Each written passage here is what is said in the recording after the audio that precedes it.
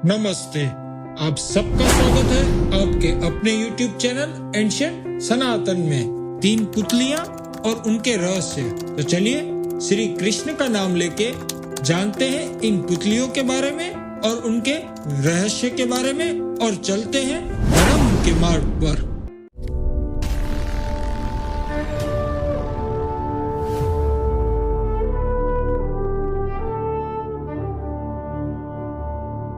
आज हम एक ऐसी कहानी के बारे में बात करने वाले हैं जिसका उत्तर शायद आपके पास भी नहीं होगा। उज्जैन नगरी के महाराजा भोज बहुत विद्वान थे, गुणी मनुष्य के कदरदान थे और अति दानवीर थे। इसीलिए उनके समय में विद्या, हुनर और कारीगिरी के बहुत से चमत्कार सामने आए। भोज राजा के दरबार में एक बार एक कारीगर सोने की 3 पुतलियां बेचने आया। वो तीनों पुतलियां इतनी सुंदर तरीके से बनाई गई थी कि पूरी सभा उसे देखकर अचंभित हो गई। पुतली वाले ने राजा से कहा, महाराजा धीराज, आपके दरबार में बहुत से रत्न उपस्थित हैं, इसीलिए मेरी इन 3 पुतलियों की सही कीमत करवाकर मुझ पर उपकार करें। मैं बहुत से मुल्कों में घूमा पर कोई भी इन 3 पुतलियों की सही कीमत नहीं बता पाया। अब अगर आपके दरबार में भी मेरी 3 पुतलियों की सही कीमत न आकी गई तो दुनिया बोलेगी कि राजा भोज के दरबार में भी सही परीक्षक नहीं है।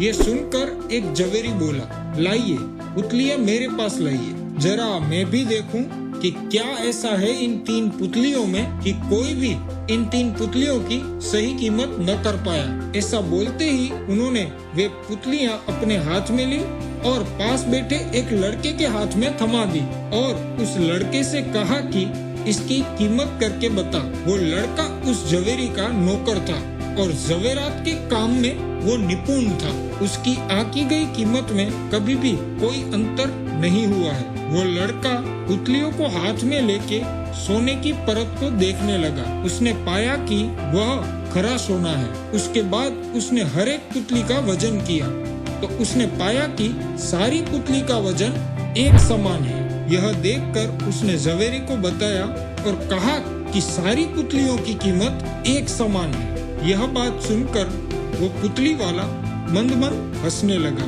तब राजा बोल उठे, जवेरी, तुम भूल रहे हो कि इन पुतलियों की कीमत ऐसे नहीं होगी। यदि तोलने पर या सोने के ऊपर इन पुतलियों की कीमत का आधार होता तो ये पुतली वाला हमारे दरबार में नहीं आता। इन पुतलियों की कीमत में कुछ और बात है। राजा की ये बात सुनकर 100 दरबारी, 100 पंडित, 100 जवेरी सब सोच में पड़ गए। इतने में एक पंडित बोला, महाराज, यदि सोने के वजन में कोई भेद नहीं है तो बनावट में अवश्य होगा।